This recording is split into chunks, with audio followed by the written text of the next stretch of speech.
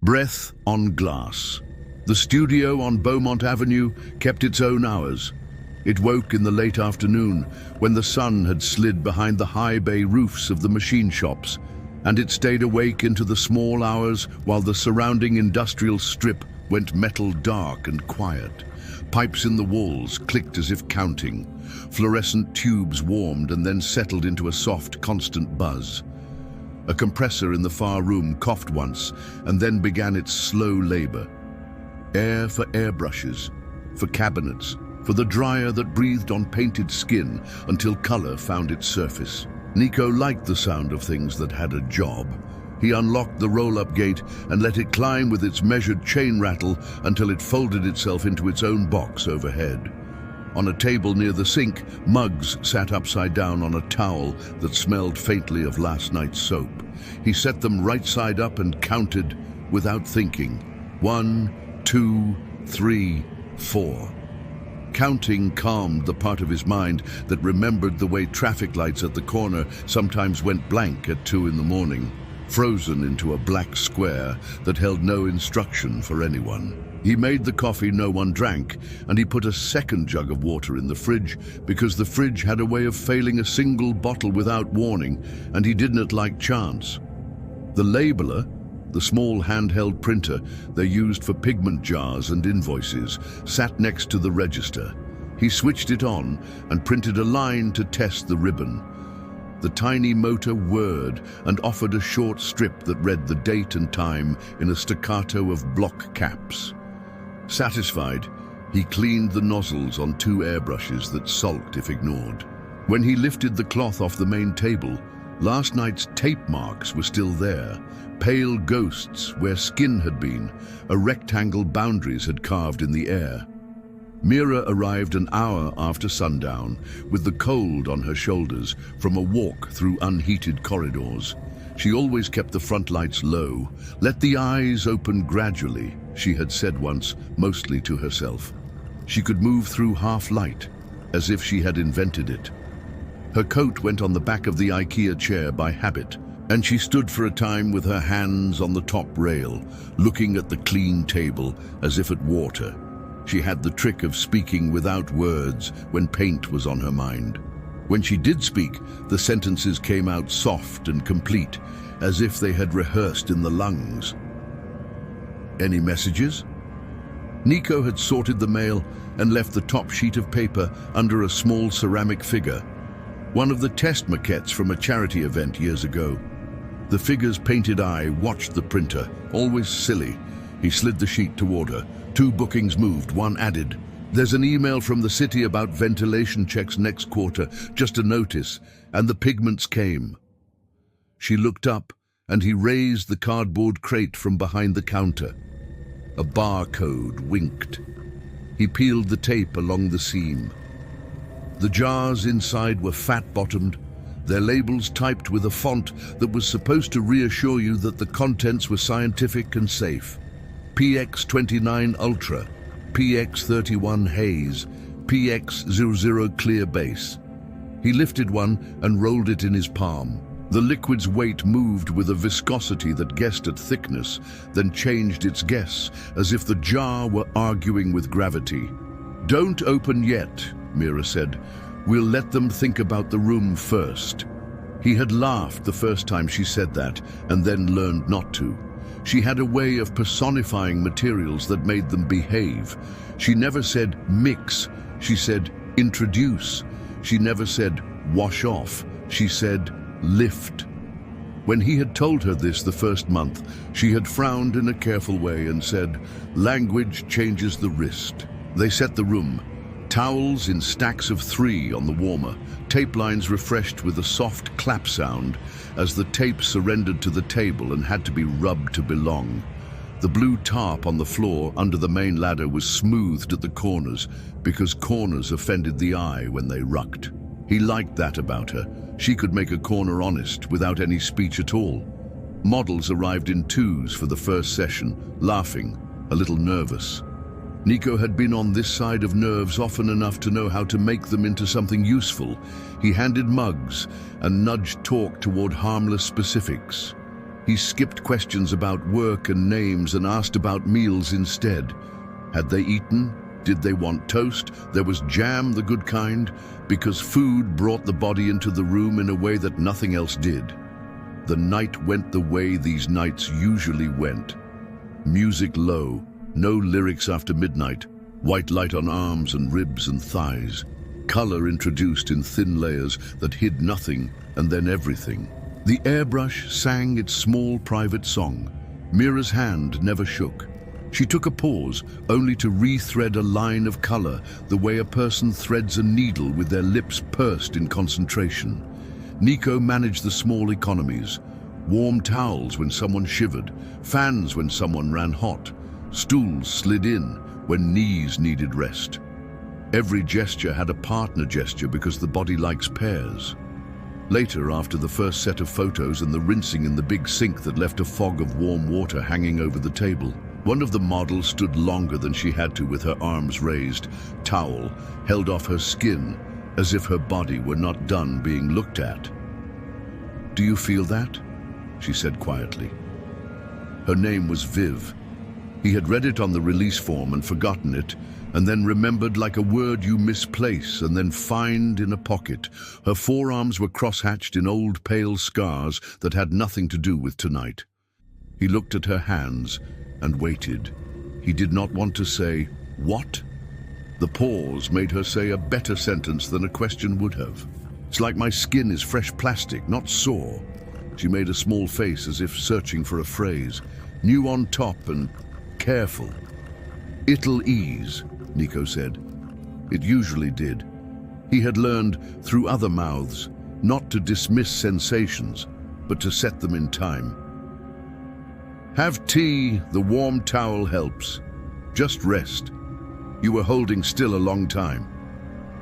She nodded, small gratitude for being given a rule. Her towel went back on the warmer. In the corner, the labeler clicked without a button. Nico turned his head. The narrow strip fed itself out like a tongue and landed on the counter. He picked it up. The font was their own, caps the size of ants marching. "Do not greet," it said in exactly the letters the clinic down the block used for sharps bins. He thought, prank. He thought, glitch. He looked for the test string he had printed earlier, flipped the strip, held them together. Different cuts of tape, different ink density. He was about to call to Mira and then changed his mind because calling turned small things into public matters. He placed the strip face down under the ceramic figure and felt foolish, as if he had hidden a note. His fingers smelled faintly of solvent and paper glue. He had learned long ago that houses made their own whispers. Studios were only houses with extra lungs. The tape, he told himself as he rinsed the airbrush, was an artifact of some button brush in a pocket. He had brushed the button. The machine had made a joke it wasn't clever enough to know. He found he wanted to say hello to the models as they left at 2. He watched their shapes in coats leave the rectangle of light and cross the black of the loading bay and turn to faces under the street lamp. They turned back to raise a hand without quite looking at him.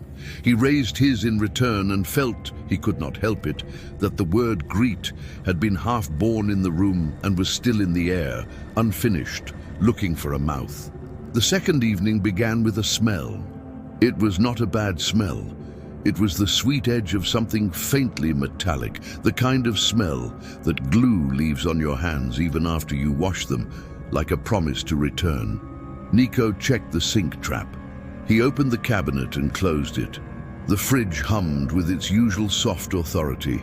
He would have ignored the smell if it had sat in one place like a tired cat. It moved instead.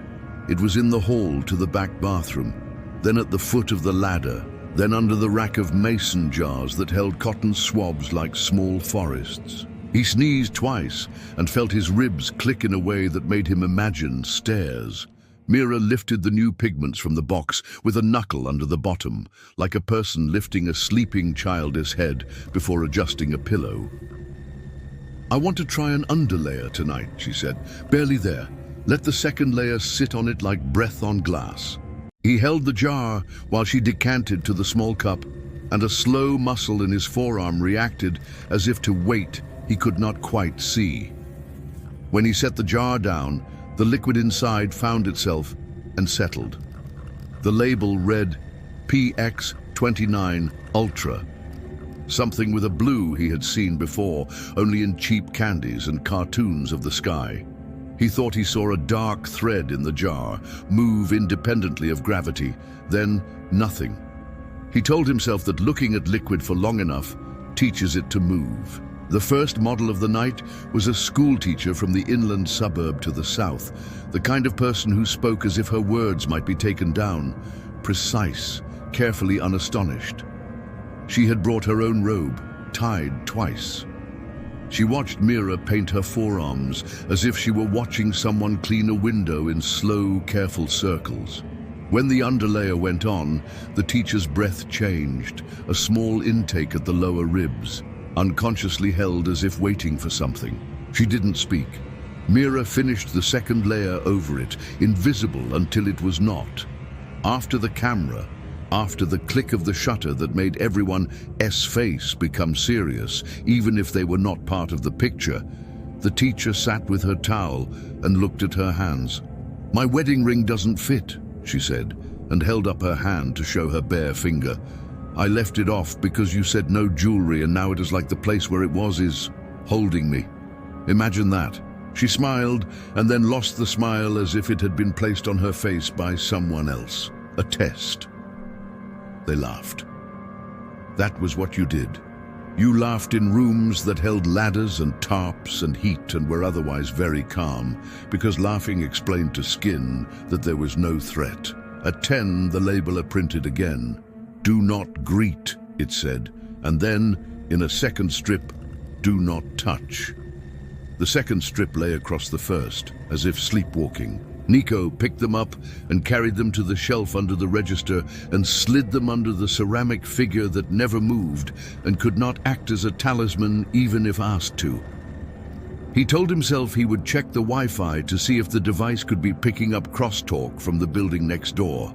He told himself a lot of small technical things, because a small technical thing is the least expensive explanation a mind can buy at midnight. He did not notice then the way the barcode scanner at the register had begun to beep, with a small delay between the squeeze and the sound, as if the red line had to make a decision before performing. He did not notice that the compressor in the back chuffed twice instead of once when it woke. The atmosphere at 3 was like water just under a boil, preoccupied. Nico sorted receipts, ink on thermal paper that would grey out into oblivion by spring, and he found his eye stuck on numbers. Time stamps lined up like fence posts. Each entry had a name beside it, and the names were ordinary and gentle, and nothing at all like what his skin felt like under his shirt. He set the receipts under a paperweight shaped like a cube of ice. His palm liked the weight and pressed down, as if to test if the table would hold. Colors behaved like voices that night. The underlayer made the second layer speak a fraction of a tone lower. Mira swore, softly and reverently, when a curve of orange along a shoulder made a ridge of clavicle seem as if it had been designed by a better engineer. She exhaled in that relieved way artists have when the material agrees.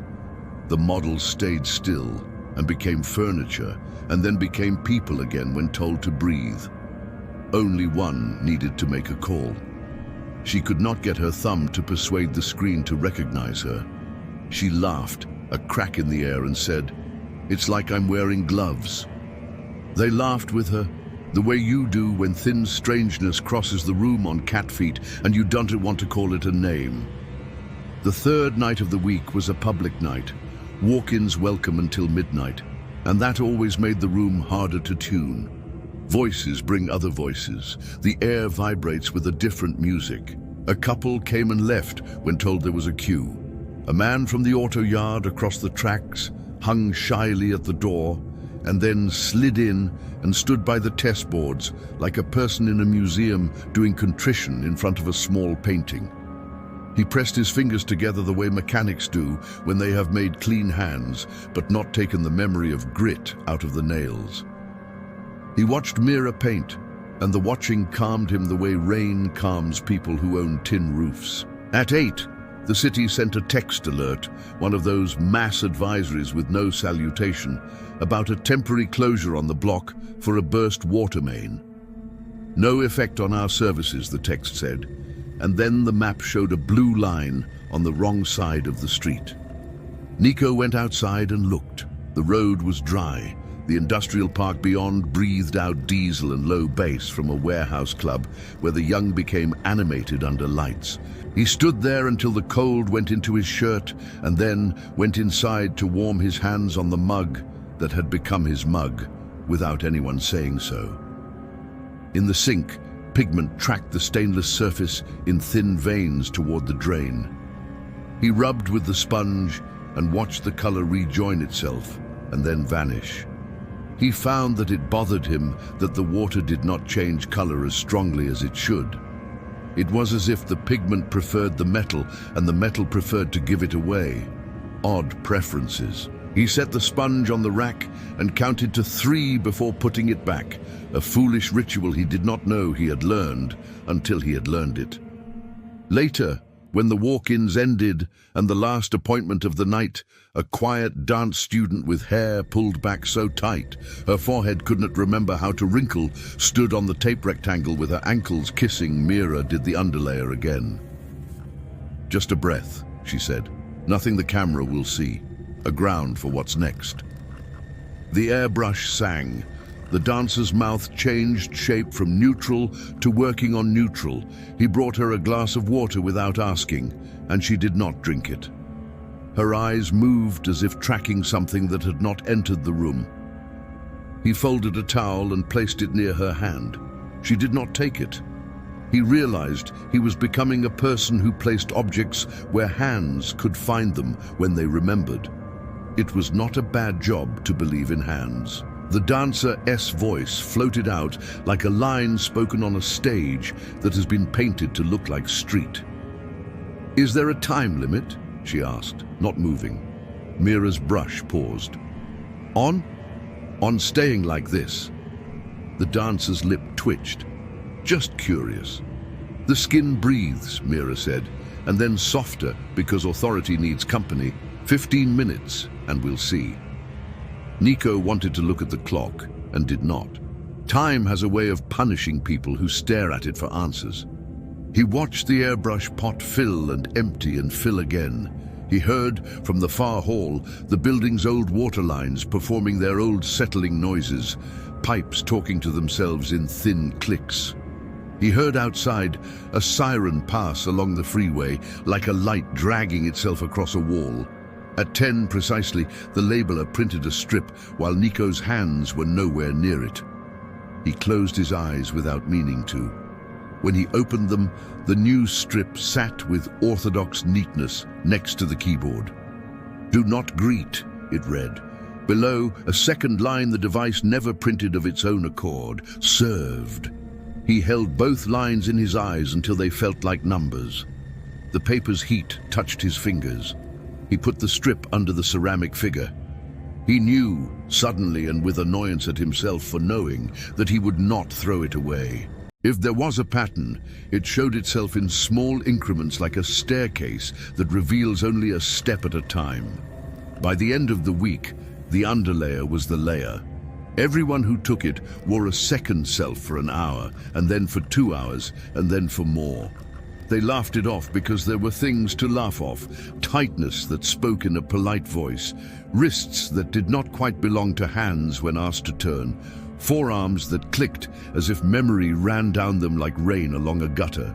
"New skin," someone said, and the words hung long enough for Nico to imagine them printed on the labeler's tongue. Sleep moved away from him by degrees. He went home to his small apartment over a closed pawn shop and sat on the edge of the bed, shoes still laced, and watched the fridge door nightlight its little night. He ate toast because toast held no information except its own existence, and that was a kindness. When he woke at 4 the next afternoon, the traffic outside his window had adopted the odd schedule of the port, container trucks braking and releasing in a metronome that made you think of carpenters somewhere beyond sight, building a stair.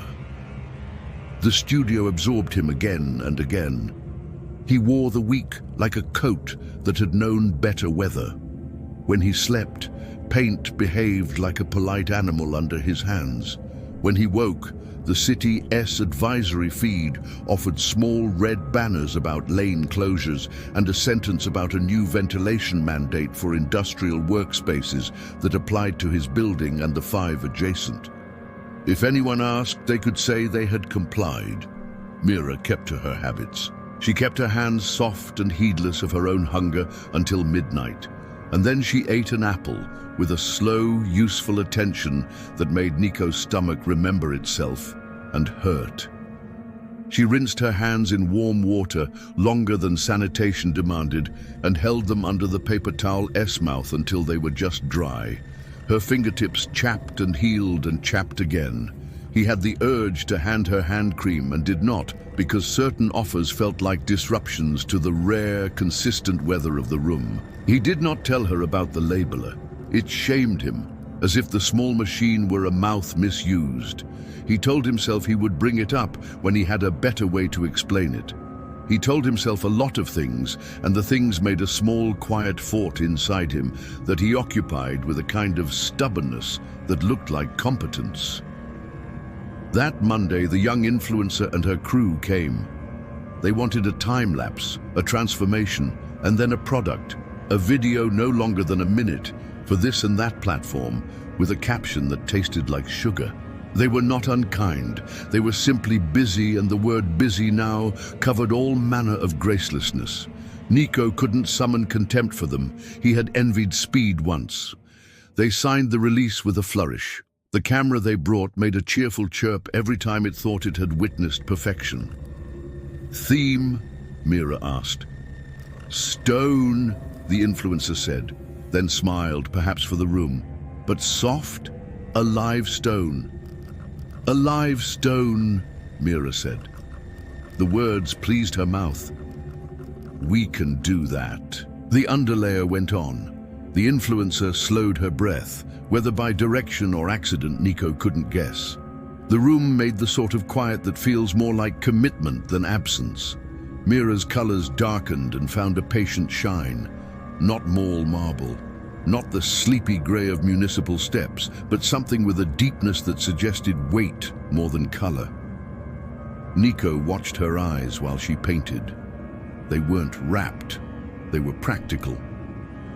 She made a mark and then searched for its next sentence along bone. He'd never loved anything as much as he loved watching that search. By the time the camera chirped for the last time, the influencer looked the way stone looks when you forget it began as something else. She had a mouth that had learned the trick of being closed and polite without becoming severe. She blinked less. The crew's jokes got quieter. The room began to endless itself, the exact sensation owls have when they remove their edges and lay flat. "Can I move my fingers?" the influencer asked, almost as if it were expected that she could not. She lifted them, and they lifted, each in order, every small tendon announcing itself as if to an examiner. "Feels nice," she said, and then, "Maybe don't tag the brand yet. This is in progress." Everyone laughed and no one tagged anything.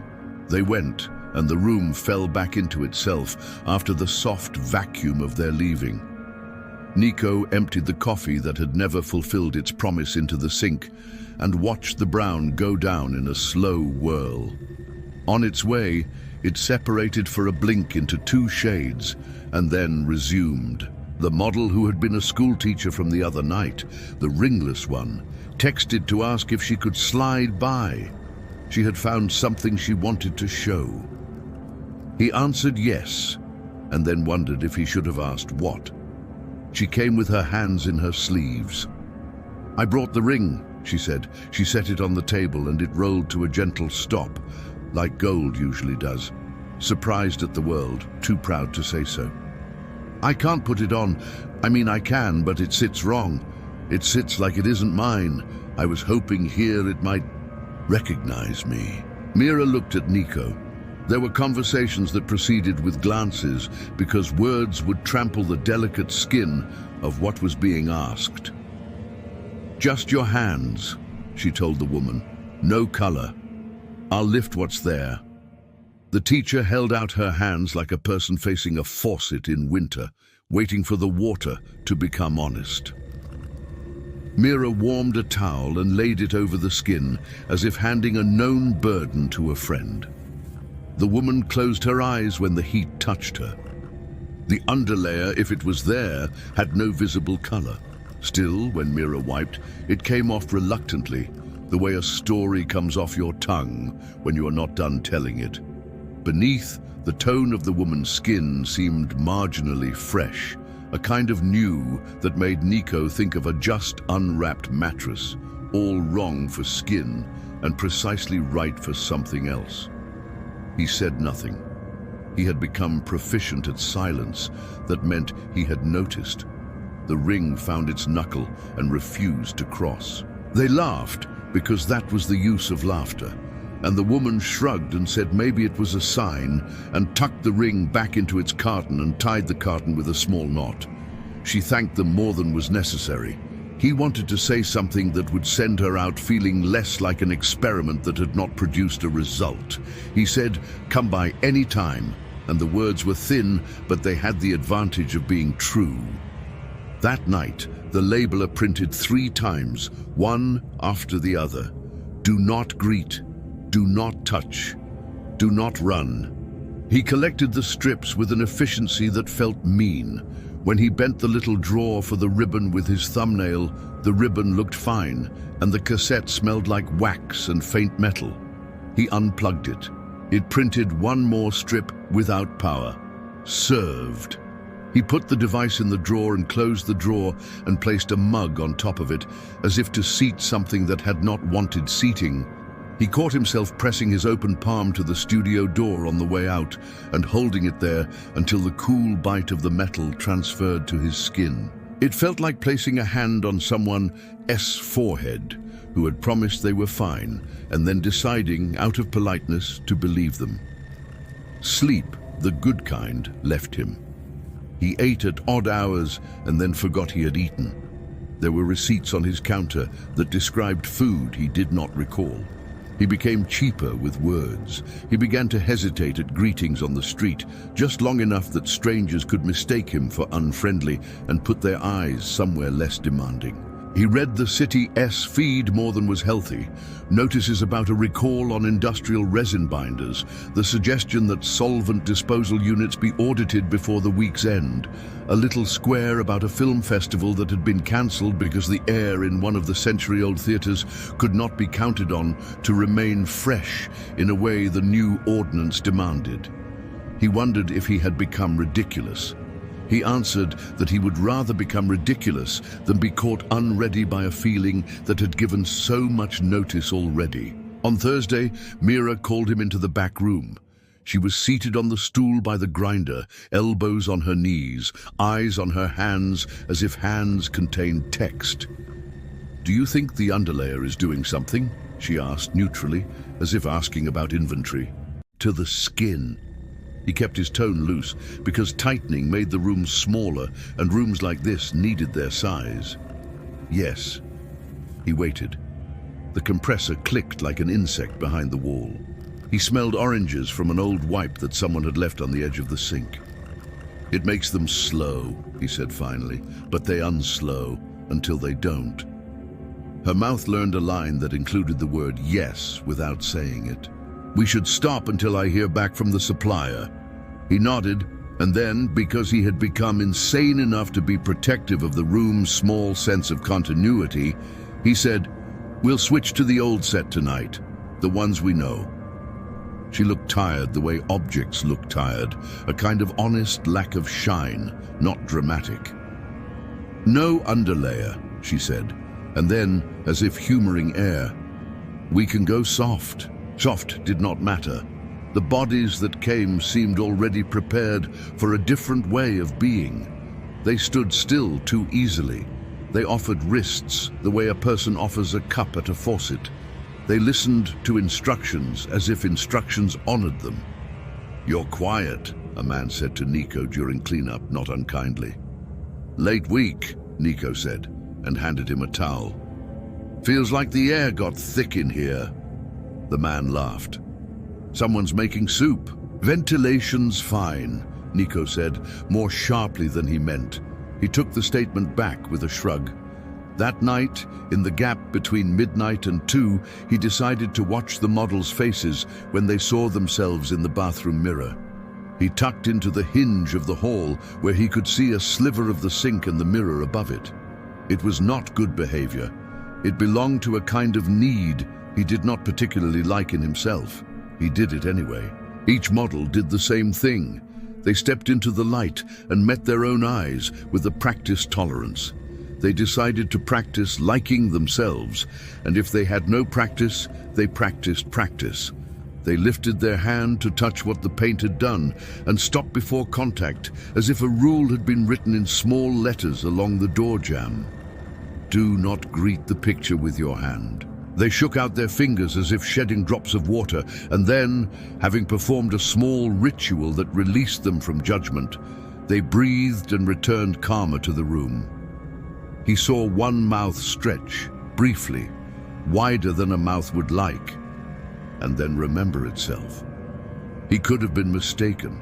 Mirrors are unreliable when they are asked to adjudicate between life and its picture. Friday brought a call from the supplier that wasn't a call.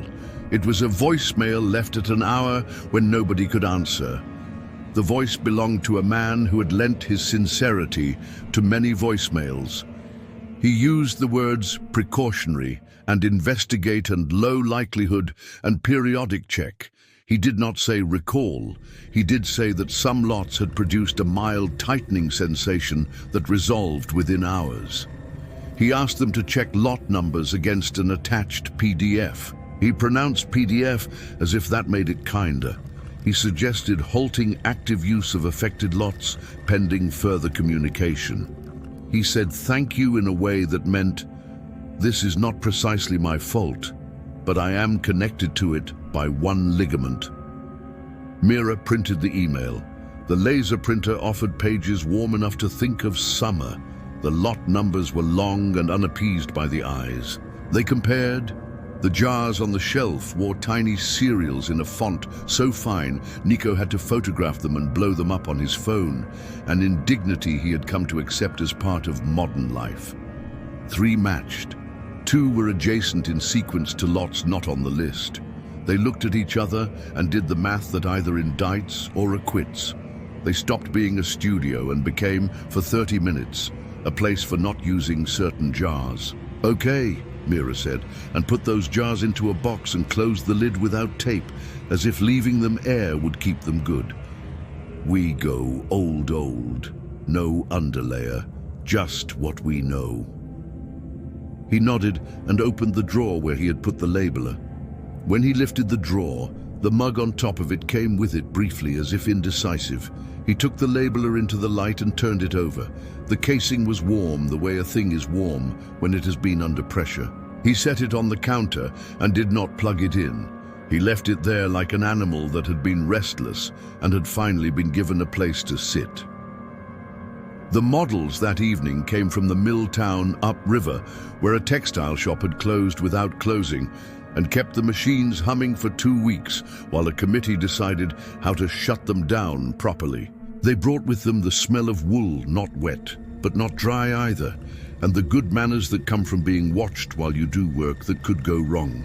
One, a machinist who worked nights, fell asleep sitting up on the bench with his hands folded on his stomach, and Nico left him and put a blanket on his knees. The man woke with a guilty breath and had to be told nothing had been expected of him. When they painted with the kind of respect you save for things that have bitten. The old pigments behaved. They behaved, and new behaviors appeared anyway. A woman walked to the taped rectangle, placed her feet, and became politely immobile the way people do in lines at banks when there are no chairs. She smiled only when asked. Nico found himself wanting to warn them not to greet their pictures, not to greet their own hands. He said nothing. He handed towels. Towels took heat in and returned it. They were honest. At 2 in the morning, the barcode scanner did a double beep after each squeeze, a hiccup. He cleared it. The register laughed at him in its small, square way. He could not change anything permanent. The compressor in the back coughed 3 times instead of once, and he told it out loud, "Okay," and it remembered itself. He put a hand on the dehumidifier for the absurd comfort of touching something that turned water into weight. The bucket inside that machine took the water and made it obedient. In the bathroom, someone had written in the dust that gathers on the topmost edge of the mirror frame, "Do not greet." The letters were big child neat and made by a grown finger. He wiped them away because words carve rooms into shapes people must walk around. He did not tell Mira. He could no longer tell whether the withholding of small information was cowardice or curation.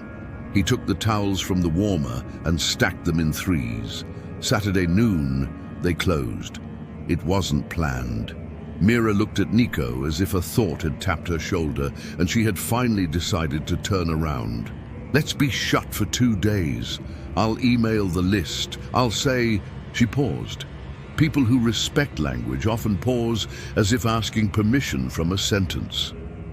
"Ventilation calibration." He nodded. He liked the phrase because it sat neatly on the tongue and meant nothing that would make anyone afraid. He pulled the gate. The chain spoke the way it always spoke. The sun hit the sidewalk and the sound of the freeway rode the air. A shh that could be anything. To the skin. He kept his tone loose because tightening made the room smaller and rooms like this needed their size. Yes. He waited. The compressor clicked like an insect behind the wall. He smelled oranges from an old wipe that someone had left on the edge of the sink. "It makes them slow," he said finally, "but they unslow until they don't." Her mouth learned a line that included the word yes without saying it. "We should stop until I hear back from the supplier." He nodded, and then, because he had become insane enough to be protective of the room's small sense of continuity, he said, "We'll switch to the old set tonight, the ones we know." She looked tired the way objects look tired, a kind of honest lack of shine, not dramatic. "No underlayer," she said, and then, as if humoring air, "We can go soft." Soft did not matter. The bodies that came seemed already prepared for a different way of being. They stood still too easily. They offered wrists the way a person offers a cup at a faucet. They listened to instructions as if instructions honored them. "You're quiet," a man said to Nico during cleanup, not unkindly. "Late week," Nico said, and handed him a towel. "Feels like the air got thick in here." The man laughed. "Someone's making soup." "Ventilation's fine," Nico said, more sharply than he meant. He took the statement back with a shrug. That night, in the gap between midnight and 2, he decided to watch the models' faces when they saw themselves in the bathroom mirror. He tucked into the hinge of the hall where he could see a sliver of the sink and the mirror above it. It was not good behavior. It belonged to a kind of need he did not particularly like in himself. He did it anyway. Each model did the same thing. They stepped into the light and met their own eyes with a practiced tolerance. They decided to practice liking themselves, and if they had no practice, they practiced practice. They lifted their hand to touch what the paint had done and stopped before contact, as if a rule had been written in small letters along the door jamb. Do not greet the picture with your hand. They shook out their fingers as if shedding drops of water, and then, having performed a small ritual that released them from judgment, they breathed and returned calmer to the room. He saw one mouth stretch, briefly, wider than a mouth would like, and then remember itself. He could have been mistaken. Mirrors are unreliable when they are asked to adjudicate between life and its picture. Friday brought a call from the supplier that wasn't a call. It was a voicemail left at an hour when nobody could answer.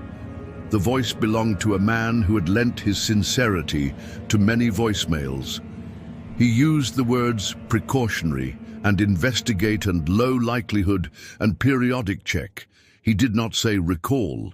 He did say that some lots had produced a mild tightening sensation that resolved within hours. He asked them to check lot numbers against an attached PDF. He pronounced PDF as if that made it kinder. He suggested halting active use of affected lots, pending further communication. He said thank you in a way that meant, this is not precisely my fault, but I am connected to it by one ligament. Mira printed the email. The laser printer offered pages warm enough to think of summer. The lot numbers were long and unappeased by the eyes. They compared. The jars on the shelf wore tiny serials in a font so fine Nico had to photograph them and blow them up on his phone. An indignity he had come to accept as part of modern life. 3 matched. 2 were adjacent in sequence to lots not on the list. They looked at each other and did the math that either indicts or acquits. They stopped being a studio and became, for 30 minutes, a place for not using certain jars. Okay, Mira said, and put those jars into a box and closed the lid without tape, as if leaving them air would keep them good. We go old. No underlayer, just what we know. He nodded and opened the drawer where he had put the labeler. When he lifted the drawer, the mug on top of it came with it briefly, as if indecisive. He took the labeler into the light and turned it over. The casing was warm, the way a thing is warm when it has been under pressure. He set it on the counter and did not plug it in. He left it there like an animal that had been restless and had finally been given a place to sit. The models that evening came from the mill town upriver, where a textile shop had closed without closing and kept the machines humming for 2 weeks while a committee decided how to shut them down properly. They brought with them the smell of wool, not wet, but not dry either, and the good manners that come from being watched while you do work that could go wrong. One, a machinist who worked nights, fell asleep sitting up on the bench with his hands folded on his stomach, and Nico left him and put a blanket on his knees. The man woke with a guilty breath and had to be told nothing had been expected of him. When they painted with the kind of respect you save for things that have bitten. The old pigments behaved. They behaved, and new behaviors appeared anyway. A woman walked to the taped rectangle, placed her feet, and became politely immobile the way people do in lines at banks when there are no chairs. She smiled only when asked. Nico found himself wanting to warn them not to greet their pictures, not to greet their own hands. He said nothing. He handed towels. Towels took heat in and returned it. They were honest. At 2 in the morning, the barcode scanner did a double beep after each squeeze, a hiccup. He cleared it. The register laughed at him in its small, square way. He could not change anything permanent. The compressor in the back coughed 3 times instead of once, and he told it out loud, "Okay," and it remembered itself. He put a hand on the dehumidifier for the absurd comfort of touching something that turned water into weight. The bucket inside that machine took the water and made it obedient. In the bathroom, someone had written in the dust that gathers on the topmost edge of the mirror frame, "Do not greet." The letters were big child neat and made by a grown finger. He wiped them away because words carve rooms into shapes people must walk around. He did not tell Mira. He could no longer tell whether the withholding of small information was cowardice or curation. He took the towels from the warmer and stacked them in 3s. Saturday noon, they closed. It wasn't planned. Mira looked at Nico as if a thought had tapped her shoulder and she had finally decided to turn around. "Let's be shut for 2 days. I'll email the list. I'll say..." She paused. People who respect language often pause as if asking permission from a sentence. "Ventilation calibration." He nodded. He liked the phrase because it sat neatly on the tongue and meant nothing that would make anyone afraid. He pulled the gate. The chain spoke the way it always spoke. The sun hit the sidewalk and the sound of the freeway rode the air. A shh that could be anything. He had a day then. He took his day like a meal and chewed it. He walked to the river where the city's flood wall met his shoes, and he stood there until the small scuds of foam at the edge repeated a shape enough times to become persuasive. He imagined the pigment jars in the box, and then he imagined the box empty and the jars somewhere else, where he did not have to think about them. He bought oranges and ate one, and felt the skin under his nails burn with the polite acid.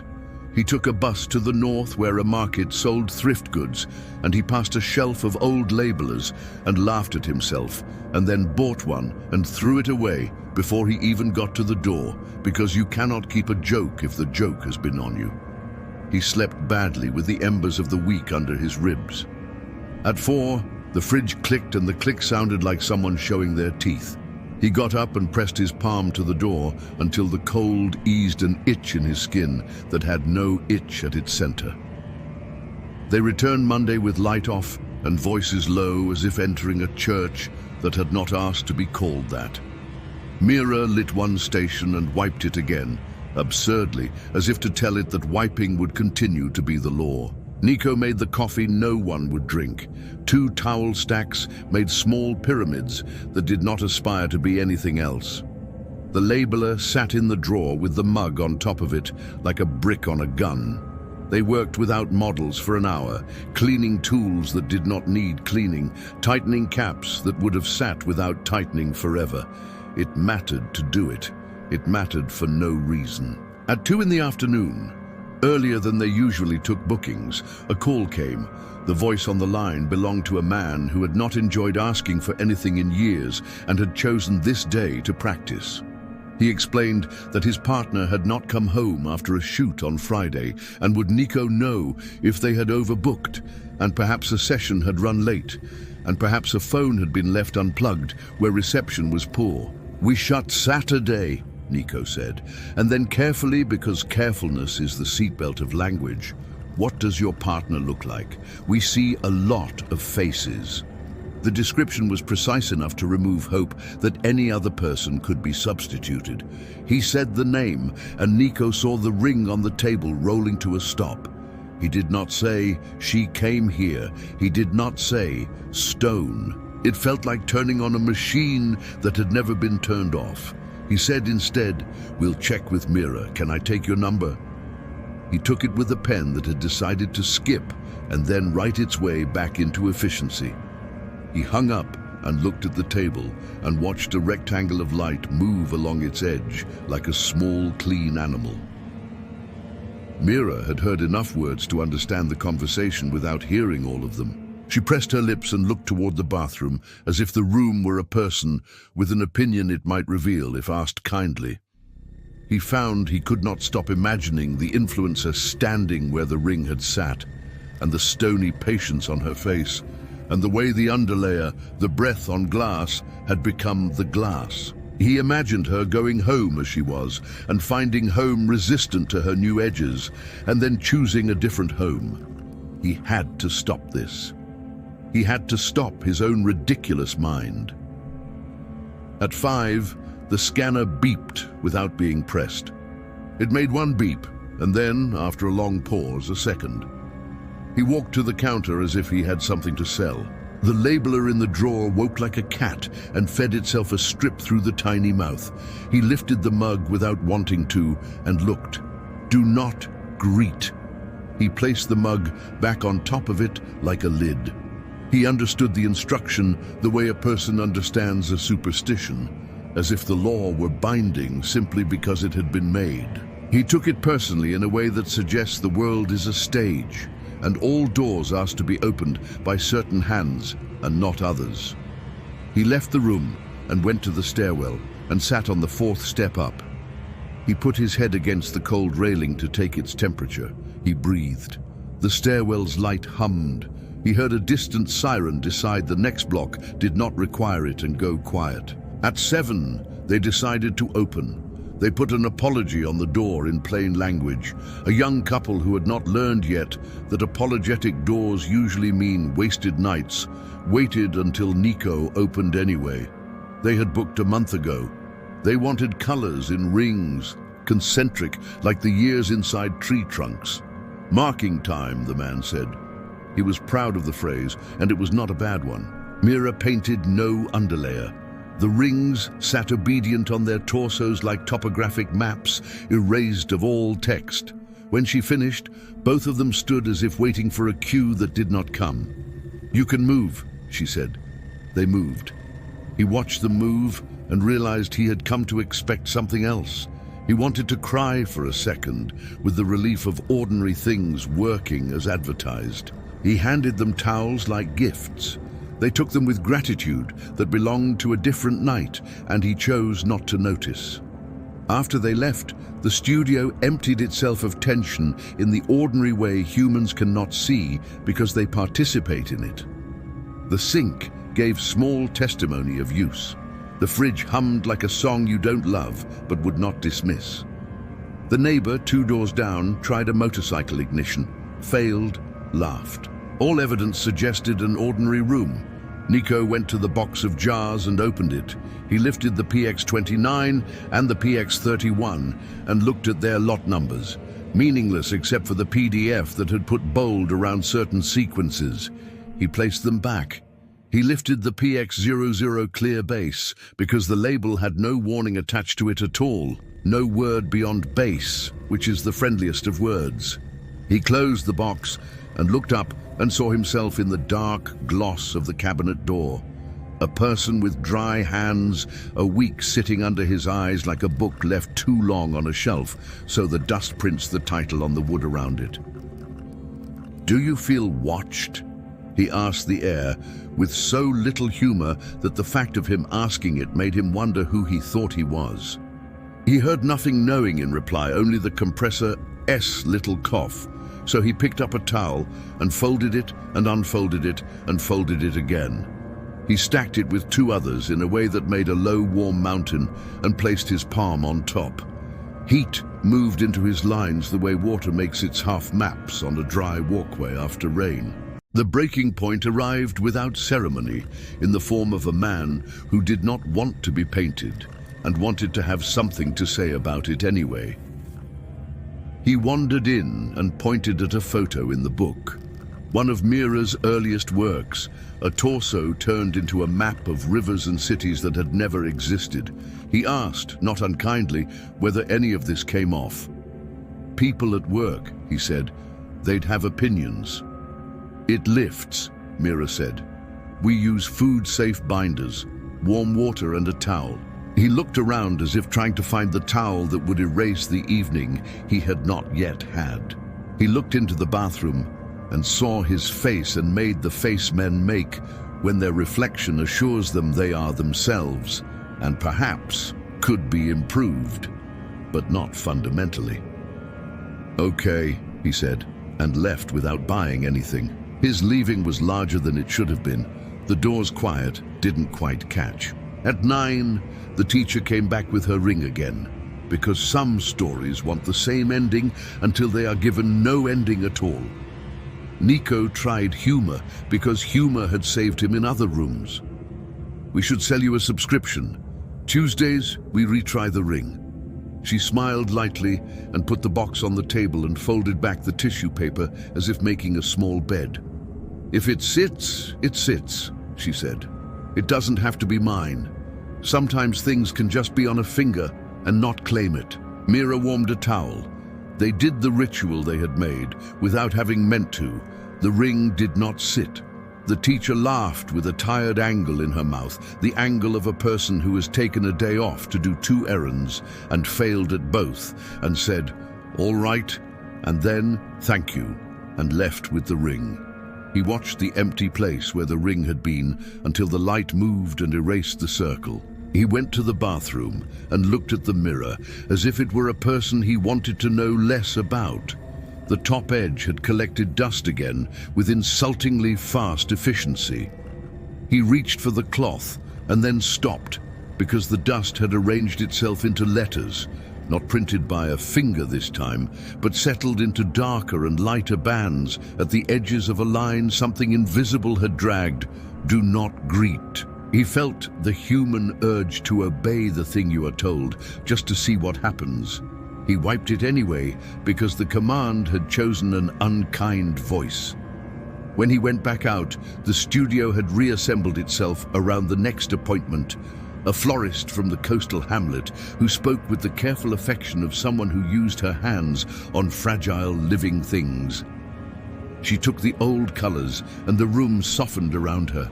She asked nothing strange in the mirror. She left a card with a pressed sprig inside. He held the card and felt the small dryness of the dead plant surprise his skin. For a second, he could not remember the last time he had been surprised by a texture that meant nothing sharp. At 11, he decided to go to the back and check the compressor again, not because it needed checking, but because the act of checking was now a cadence that calmed him. He placed his palm flat on the metal housing and waited for the thrum. It came, loyal and unemotional. The LED on the dehumidifier stepped from 47 to 48, as if someone had walked by with a wet coat. He clicked the switch for the small air mover under the table, and it whirred obediently. He stood in the seam between two rooms and understood why hospitals and churches and studios feel the same at certain hours. Human industry pauses. Air remembers itself. Small things raise their heads. When he returned to the front, he found a child's handprint at adult height on the black glass portion of the cabinet near the sink. He put his hand to it without thinking and felt the cabinet's cool give him back a version of his own heat from 1 second ago. He took his hand away and the print dried from the edges in. He wanted to laugh. He did not laugh because his mouth had lost the trick of doing so alone. He spent the last hour wiping and stacking and listening for the small serrations in noises that tell you a room is out of health. The scanner beeped once on its own. The labeler did not print. The compressor coughed once, as if gossiping about someone.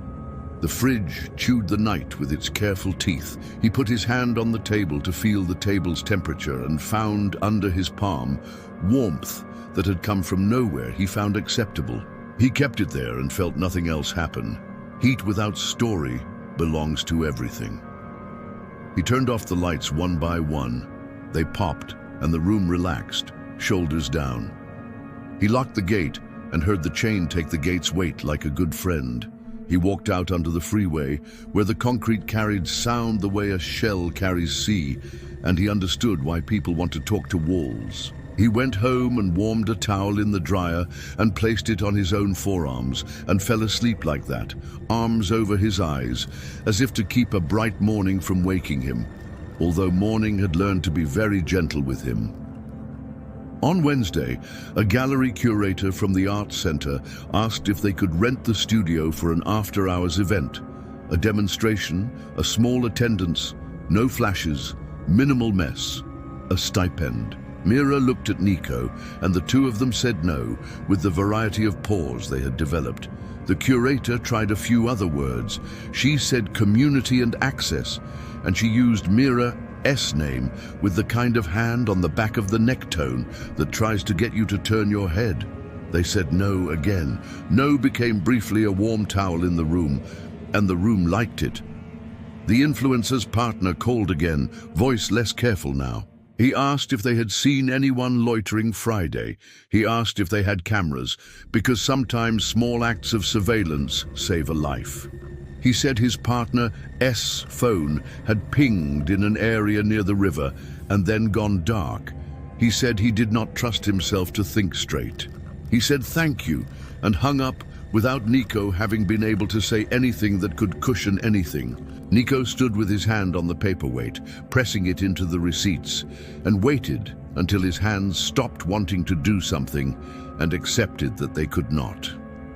The studio made sense. That was its trick. It made sense even when bodies moved slow. It made sense even when towels carried away the wrong kind of heat and carried back a memory of it. It made sense the way patterns make sense to anxious minds, a system, a set of rules, a table that could be wiped to an edge and then another, and thereby understood. He could not think well in streets. He could think here. He preferred the cruel plainness of rooms to the resourceful cruelty of the city. He concentrated on small economies. He tightened the lids on the jars in the box, not because they would be used, but because lids either are tight or are wrong. He dusted the very top of the mirror frame before the dust could write without a hand. He moved the mug on the labeler's drawer, and then, for a private joke, he put the mug on the counter and tried to think of what it would say if it could say what it had held down. He gave the mug a voice and made it swear an oath in a small, deep voice, something about never letting go. And he found himself smiling at that, and then breath left his smile quickly because the labeler printed without power again. Served. He put the strip in his pocket and kept it there like a coin you done at want, but cannot discard because it feels like a debt. The last scene of the month used up what good patience he had left. A group came, 4 models and a photographer with the specific exhaustion of someone who has been paid to watch people for 6 hours in a row, days in a row. They wanted a theme big enough to feel like something and small enough to fit in a story. Gallery as body, one of them said. And Mira, who hated the word gallery, spoken in rooms where anyone had tried to earn a living, made a pleasant neutral that gave nothing away. They took the old pigments, no underlayer. Nico kept the box closed.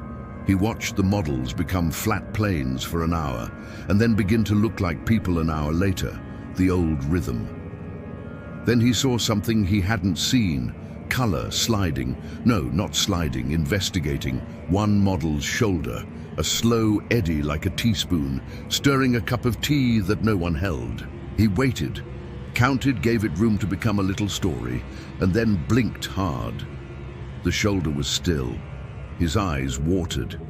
He wiped them with the back of his hand and felt the paper towel lint scratch the tender place under the eye and was grateful for small pain. After, the models didn't put their street clothes back on quickly. They stood looking at themselves in the window where the streetlight made a dark mirror, and they relaxed their faces the way people do when they done to know they are being looked at. The one whose shoulder he had watched opened her mouth to speak to no one and closed it and said to someone later, "I feel visited." No one asked her by what. You can ruin a room with a single why at the wrong time. When the door closed after midnight and the room drew in, he wound the tape, wiped the table, and felt the room say, between its noises, "We are done." The scanner did not beep. The labeler, muzzled, did not print. The compressor counted to 8 and went back to rest. The fridge made the noise that sounds like a dismissal and then, kindly, stopped. He stood by the sink because sinks are where decisions wait. He put his hands under the tap without turning it on and felt the cold mouth of the faucet without contact. He looked at his hands. They had become a little island of their own, chapped as if leather had tried to invent new skin in a hurry. He pressed his palms together and imagined a towel between them warm from the warmer. He lowered his hands and touched the metal, and the metal gave him back an answer in the only language it had: temperature. He reached for the box of jars. He lifted the PX00 clear base because it had not been accused of anything and because his mind wanted a test that would be innocent. He poured the smallest amount into a cup and set it next to the sink. The cup trembled because his hand had. He put both palms on the counter and waited until the tremor belonged to him and not the room. He washed his forearm under warm water. He dried with a paper towel and then a cloth. He dipped 2 fingers into the clear base and drew a strip along his wrist. One line, like a line a child might draw on a wall, because drawing on walls makes lines matter. He waited. He watched his skin. The lines sat without color, like a promise without content. He timed his breath. The room did nothing dramatic in his ears. The compressor stayed asleep. The scanner respected its place.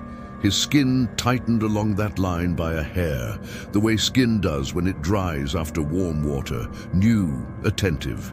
He pressed his thumb into the line, and the line resisted in that polite way skin resists until heat participates and then it yields. He washed it with warm water and a cloth, and the line refused to lift for 1 second longer than he would have liked, and then it lifted, and that was the end of that. He laughed quietly and in relief, because tests that end in nothing are the kind that save lives. He put his hands on the towel and held them together between the folds and waited for the heat to decide to move into his hands. He closed his eyes and let the towel be the extent of the room. When he opened them, the labeler had printed onto the towel, not onto its paper, a mirror of small block letters. Do not greet. The letters were reversed and ghosted because heat had been involved and pressure. He could have convinced himself he had imagined it if his fingers hadn't been warmer where the letters had been. He put the towel down carefully because care makes prisons feel like houses. He folded it. He put it in the bin. He locked the door and went into the stairwell and stood under the humming light and did nothing. He woke the next day to the soft knock of someone at his apartment door. The landlord's rhythm with the landlord as lack of apology. A piece of paper slid under the door and lay like a fish. He picked it up.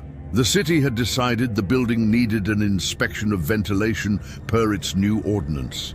He smiled because the city demanded simple things loudly, while the world asked subtle things quietly, and between the two a person could go broke. The inspection took place Thursday afternoon. The inspector wore a shirt with a logo indistinguishable from other logos. He ran a handheld reader around the vents and held it as if it were a paper cup he did not want to spill. The reader beeped without drama. He wrote numbers down when it beeped and when it didn't. He looked into the compressor's corner, nodded at the neatness of it. He inspected the sink trap with a flashlight that turned the stainless steel into a surgical moment. He ran a finger along the top of the mirror and raised his eyebrows at the lack of dust, as if it constituted a philosophy. He told them to post a laminated sheet with evacuation routes near the front door. He thanked them for their compliance. He left behind nothing besides his small, authoritative smell. After he left, Nico stood under the vent and let it blow on his hair. He thought of the word porous. He thought of doors. He thought, stupidly and with a child's impatience, of the labeler and its voice. He lifted the mug off the drawer and held it like a little animal, and then set it down and opened the drawer. He took out the device and held it flat and said, "Say it then." It said nothing. It was a device. He laughed because he needed to. He pressed the button and printed a strip. It read, "Test." He unplugged it and waited for it to behave badly. He put it on the counter and went to hang the evacuation map by the door with blue tape. And he stood on the chair and smoothed the tape with the heel of his hand. And he looked down because the room beneath him had changed in the way rooms change when you change your height in them, familiar and new. The labeler printed a strip, and the strip lay on the counter with polite neatness. Served. He climbed down carefully. He put the strip in his pocket and let it be a coin.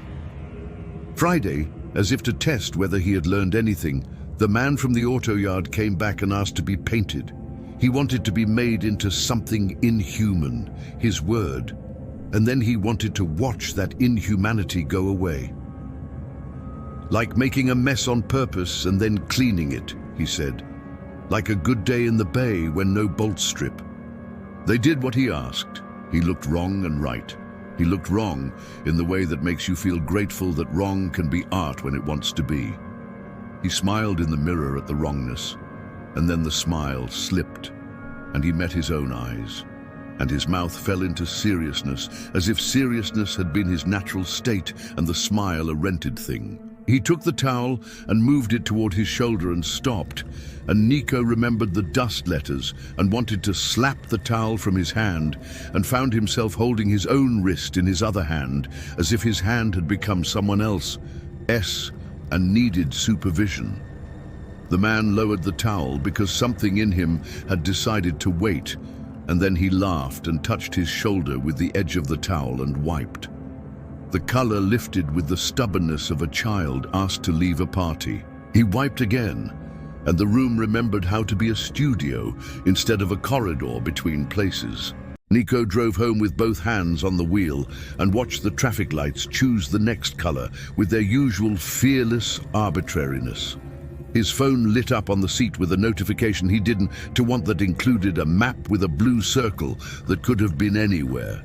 He drove past the river and did not look, a form of respect he had learned for bodies of water that keep their own ledgers. He slept with a towel over his eyes again because it had become a habit, and because the weight folded over his face said, "You are here. You exist where your body is." The last week of the season, an event they had planned months earlier arrived.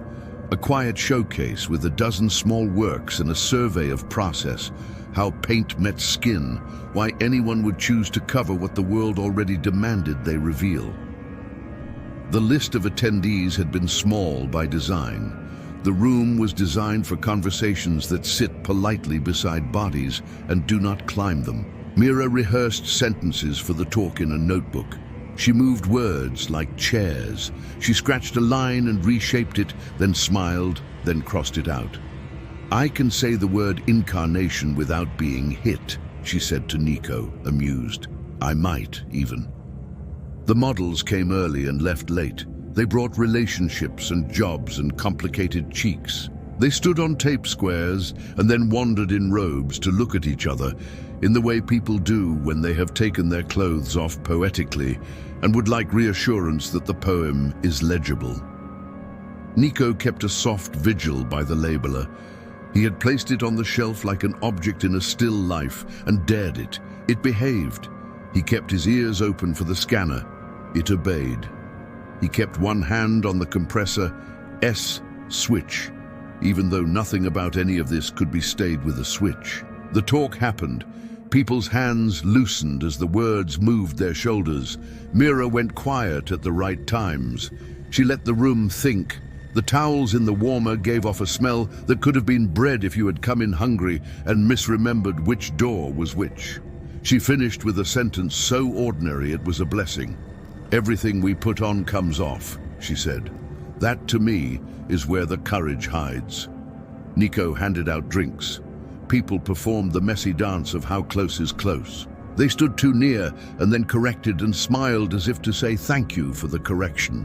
They spoke good words that help no one and make evenings work. Remarkable, subtle, brave, elegant. He breathed through his mouth when someone wore too much perfume and counted the seconds until the fan in the corner cleared the air. Near 10, the models clustered by the bathroom to do the thing the room always asked of them, look without greeting. The mirror had been cleaned that afternoon and had stayed clean because 10 good hours can counter what a week does to a mind. Then the power, briefly, forgot itself, and the fluorescent tubes hummed and faltered, and the emergency lights gave the room a red. People made the noise of social animals, suddenly reminded that the ground underneath them has a say. The power returned, and the fluorescent tubes, with their infinite good humor, said what they always say. Where were we? Emotion began by the sink that could have been anyone moving a mug, and was not. Color on skin shifted not on the skin but inside it, the kind of shift that implies depth. It was not dramatic if you were someone who had not been watching for weeks. It was dramatic if you had. One pair of eyes widened in a face that might have been the influencer S and might not. The labeler printed without being asked, and the strip fell on the counter and slid to the floor like a ribbon cut from a dress. Do not greet. The scanner beeped twice, thoughtful. Mira said in that calm voice you use when elevators stall, "We're going to step back and let the fans work." She said it like someone asking a cat to give back a pen. The models moved as asked. A few did not. It was not yet that they could not. It was that they stood in the doorway between two manners of being and didn't want to choose. "Embrace your new form," someone said with a soft archness that might have been making fun of the article written about Mira last year. The room absorbed the sentence and gave it back in miniature in 5 places, because that is what rooms do when given a catchy line. They put it in the air, S pocket, and see if it fits. Nico's eyes found a shoulder that had once carried stone. The skin there learned stiffness, then graciously unlearned it. He went to the warmer, took a towel, and held it like a gift. He had a sudden violent desire to put the towel in the sink and soak it and wring it out, and then wash everything with it. The mirror, the floor, the small black letters on the labeler, his own hands, the word greet. He did not move. He stood with the towel like a person asked to hold a child for a second while the mother finds her keys and discovers that the second contains information. The models were still, not rigid, still in the way that suggests a room that used to have windows and now has none. Nico counted 10, 20, 30. Breath moves regardless, and he counted that too. He moved toward the nearest body and said the only sentence that would not sound like a command. Here. He held out the towel. The body did not move. The face turned toward him slowly and politely. The eyes were not dead. They were the opposite, awake to a degree that insults the living. The mouth opened just enough to tell the room, yes, there is a mouth. The hand did not reach for the towel. He placed the towel on the shoulder anyway because inaction, he had learned, is a greeting the world often resents. The towel slid, wanting gravity's simple sentence. He held it until it admitted the shoulder. He spoke to Mira with his eyes. She took the old spray bottle that had come with the studio, a stubby thing with a trigger that squeaked and misted the air above the group, not to wet them, but to remind the air that it can be held. She said, "We're okay." And the sentence had the virtue of sounding like it might be true. Nico stood in the doorway to the bathroom because the bathroom had a mirror, and he no longer trusted the idea of anyone standing alone in front of one.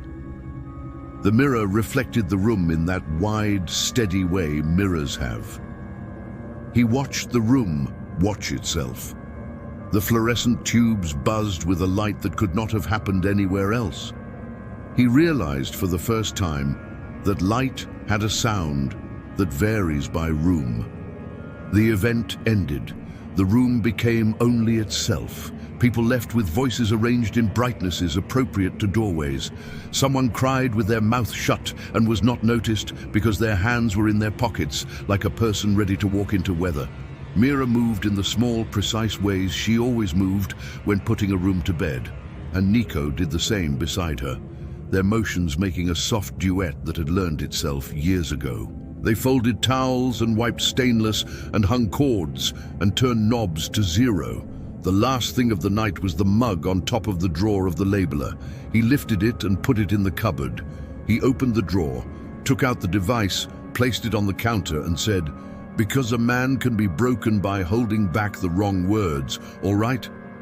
The device printed one line with a patience he could have called kindness if he had been uninjured. Home. He placed his hand flat over the strip until the paper warmed under his skin, and the word stopped being a word and became heat. He lifted his hand and the strip stayed. He folded it and put it into his pocket and knew he would never remove it.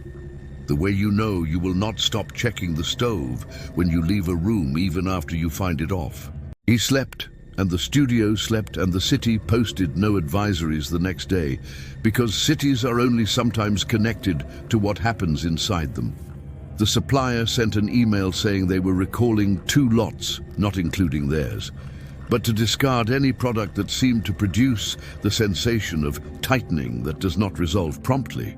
And they wrote promptly as if it had a number attached to it, and they did not attach a number. The influencer S partner posted a photo with a caption that asked nothing directly and made the necessary appeal to anyone who had seen anything. The comments argued about how interconnected the river is to everything. A person from the coast wrote about missing water. Nico worked nights because nights made sense. He watched the studio learn a new equilibrium that might have been called fear, but did not claim the name because claiming is a greeting, and he had learned to keep his salutations in his pocket. He did not touch the jars in the box. He did not touch the labeler unless he wanted to feel the familiar weight of a small thing he could almost control. He stopped looking into mirrors alone. He stopped raising his hand to wave at people far away. He stopped nodding at the bus driver when he got off at his corner, not because he was rude, but because nods are invitations, and lately he had become protective of thresholds. At night, sometimes he would stand by the sink and feel that small, absurd itch under the skin, as if, beneath all the usual motions, another polite choreography existed. A way of standing indoors where you do not welcome and are not welcomed, a way of placing your palm on cool surfaces and reading warmth back from them as a form of language. He felt it and did not accuse the room of anything it could not answer. When strangers came to the studio and asked for what they had read, he said the schedule was tight and he put their names in a book and none of them returned. When the teacher came back with her ring, she did not try it on. She asked for a cup of water and sat and watched the sink and the stainless that gave back a softened room. And after a time, she took her ring and left, forgetting the water and the cup and the small white napkin under it. He washed the cup and dried it and replaced it upside down on the towel. He pressed his palm on top of it for no reason, except that palms make evidence. When the last towel had been folded and the last fan had stopped and the compressor had counted to 8 and forgiven the night again, he moved to the door, hand on the cool bar, as if to take the room's temperature. He thought of the word home, the way the labeler had written it, and the way rooms mean it, and the way bodies mean it when they press skin to the inside of their own skin and ask, "Do you recognize me?" He did not greet the door. He did not ask it anything. He inclined his head by a fraction and let that be as close as he got to a bow. He closed the door gently, because gentle is not a pledge and not a lie. The chain took the weight. The fridge hummed in an empty room until it forgot itself and then remembered again. In the dark of a cabinet, a strip of paper warmed by a human hand cooled and lay without complaint. In the mirror, dust tried to write, and his cloth interrupted it without malice. On a shelf above the register, a small ceramic figure looked at nothing, and in doing so, saw more than anyone wanted. He walked into the street with his palms open and closed them, and felt the day keep stepping forward in its slow municipal way. He went home, he slept under a towel, he woke and his skin held. He did not say hello to the morning. He did not say goodbye to the night. He became what rooms make of people who learn the difference between invitation and acknowledgement. He kept working. He stopped the urge to fix what could not be fixed and learned to listen for the single beep of a scanner that, when it does not come, means only that nothing important has yet asked to be counted.